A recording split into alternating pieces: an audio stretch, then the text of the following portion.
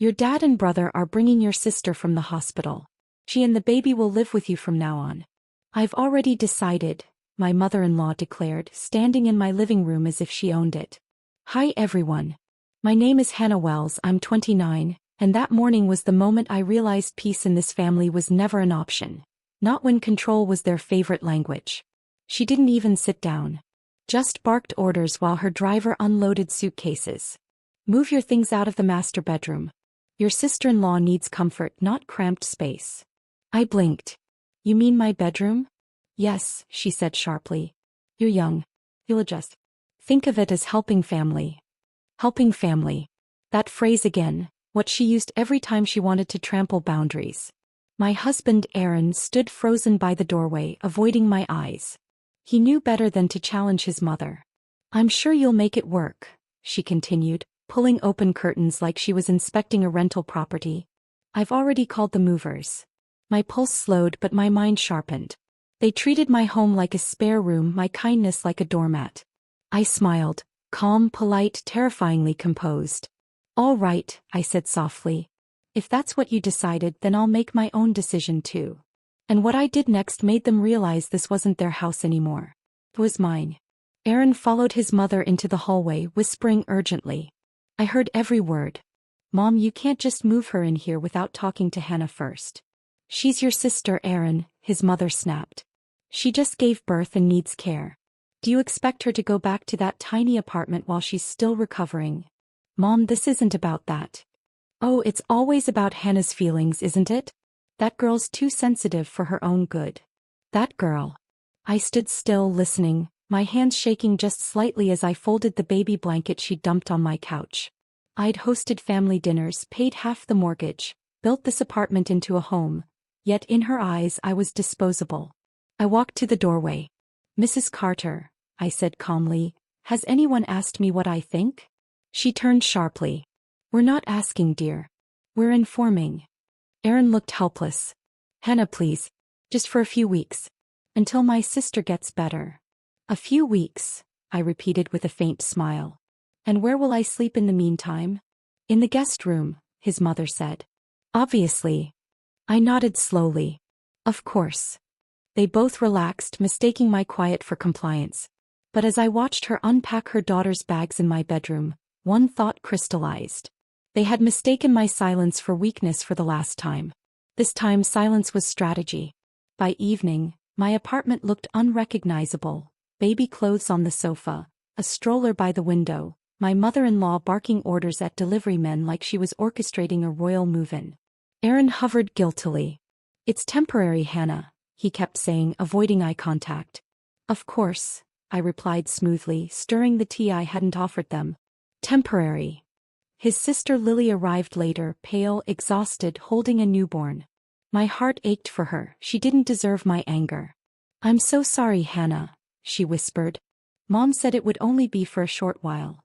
It's all right, I lied. I'm sure you'll be comfortable. But then I saw it. My name removed from the bedroom door. A fresh label taped on. Lily and baby. That was my breaking point. That night, while everyone slept, I walked through the apartment. My apartment. Touching every wall I'd painted, every photo I'd hung, every space I'd built.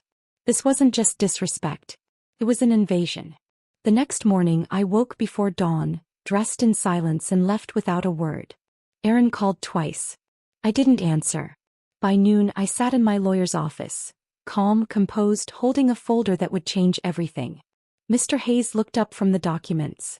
So, you're the sole legal owner of the property? Yes, I said. Bought it before the marriage. Every payment, every signature. Mine. He nodded. Then you have full rights to decide who lives there. Do you want them evicted formally or subtly? Formally, I said. With a lesson attached. He smiled faintly. I like your style. Together, we drafted a notice of occupancy termination listing my in-laws as unauthorized residents. It was all perfectly legal, cold, precise, devastating. That night I came home quietly. My mother-in-law was in my kitchen, giving feeding instructions to Lily while Aaron scrolled through his phone. Oh, you're home, she said without looking up. I told the cleaner to move your things to the storage room. I smiled. Perfect timing, actually. I brought something for you. I slid the envelope across the table. She frowned and opened it. Her lips parted as she read the bold heading. Notice to vacate. Effective immediately. Aaron shot up. Hannah, what is this? Just paperwork, I said evenly. You all wanted to stay here. Now you'll do it properly with rent, deposits and legal contracts. In my name. His mother went pale. You wouldn't. Oh, I said softly, meeting her eyes. I already did. And for the first time the room fell silent. On my terms. Aaron chased me down the hallway, his voice sharp with disbelief. Do you even hear yourself, Hannah? You're evicting my family. They just need time. I turned slowly, my expression calm but steady. They didn't ask for time, Aaron. They took space. My space. There's a difference. He rubbed his temples. You're overreacting. Mom's just trying to help Lily adjust. I laughed softly. By taking my room, my furniture, my name off the door. He froze. Inside the living room, his mother was already on the phone, her voice trembling with theatrical outrage.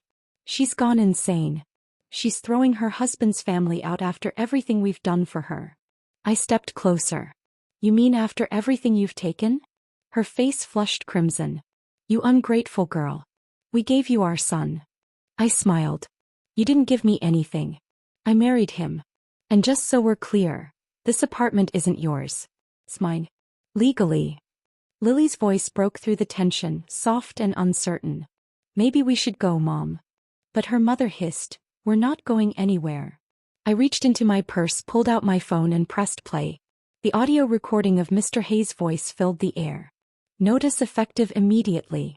Unauthorized residents must vacate the property within 48 hours. Aaron's shoulders slumped. Lily stared at the floor. I didn't raise my voice. I didn't gloat.